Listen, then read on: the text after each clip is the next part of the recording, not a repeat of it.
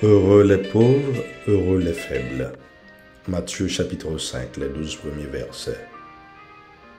Sœurs et frères, paix et joie. Dans l'événement salvifique de la révélation, matérialisé dans l'incarnation du Verbe, Dieu a fait l'expérience de l'abaissement, de la pauvreté, de l'abandon et de la souffrance. Désormais, la vie de l'homme n'a aucun secret pour lui. Voilà pourquoi nous pouvons aujourd'hui hériter de l'abondance de grâce et d'un salut aussi universel que l'amour. Ce Père aimant a un faible pour les faibles, alors qu'il condamne en l'homme tout ce qui est misère et souffrance. Il n'explique pas cette dernière et ne l'élimine pas non plus. Au temps du roi Josias de Juda, le prophète Sophonie constate l'influence assyrienne dans les rangs même des dirigeants et des puissants du royaume, alors que les humbles restent dans leur pauvreté. Impossible d'améliorer cette situation. Il ne voit d'autre solution que la destruction totale quand Dieu viendra en son jour. Seuls les humbles du pays, ceux qui cherchent le Seigneur et s'ajustent à lui, ne seront pas atteints par ce malheur au jour du Seigneur.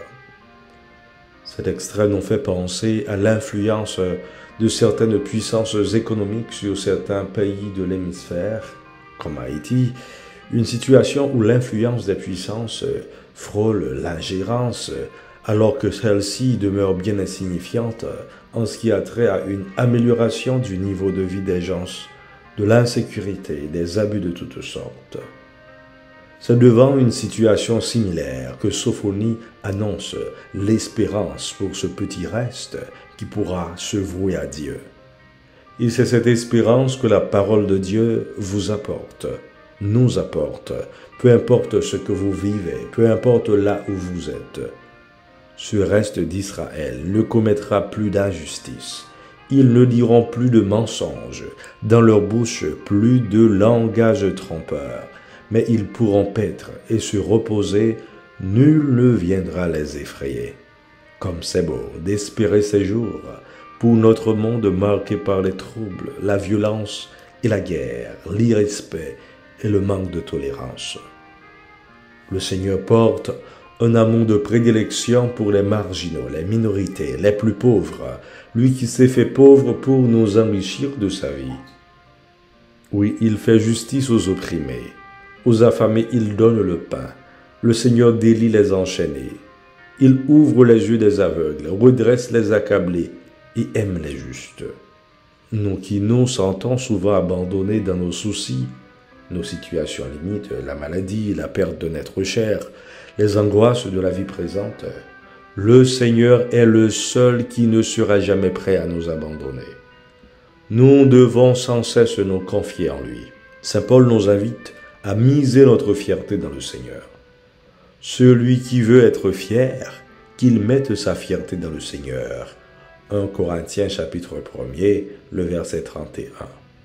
Dieu veut aujourd'hui utiliser nos faiblesses pour défier le monde qui s'enorgueillit et recherche de vaines gloires et se plaît dans l'avoir, le savoir et le pouvoir, dont tout mauvais usage constitue une brèche ouverte sur la question du mal. Dieu veut mettre sa force dans notre faiblesse, car il veut étonner le monde qui cherche sans cesse à nous opposer humiliation et oppression. Car, comme dit l'Écriture, ce qu'il y a de faible dans le monde, voilà ce que Dieu a choisi pour couvrir de confusion ce qui est fort. Vous qui exercez votre pouvoir en faisant fi des faibles, Dieu combat pour eux, et votre pouvoir ne peut arriver plus loin que là où Dieu le permettra.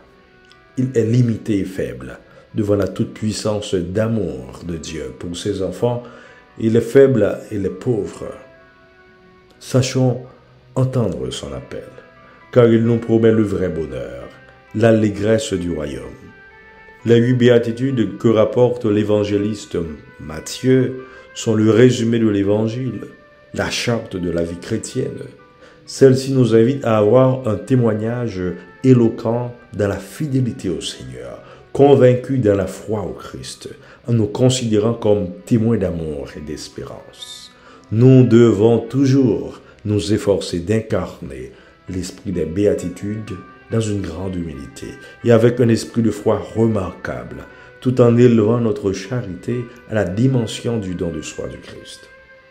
Cet évangile est une mise en garde contre l'orgueil, la violence, l'affliction, l'injustice, l'indifférence, l'impureté, la guerre et la persécution.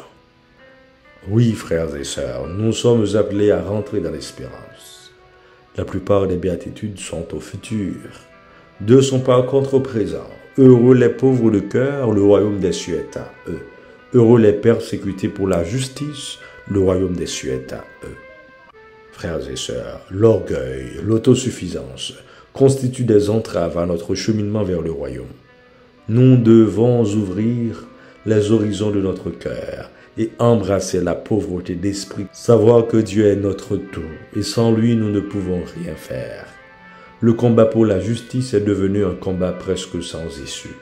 Dans un monde où la guerre est plus évidente que la paix, où la haine est plus populaire que l'amour, où détruire est plus facile que construire, les opprimés perdent espoir. Un pays où la justice est dans l'intention, où nous peinons à rendre compte de nos actes. Si nous y échappons sur cette terre, ne nous réjouissons pas, car nos actes seront nos juges. Qu'il en soit ainsi pour chacun, chacune de nous.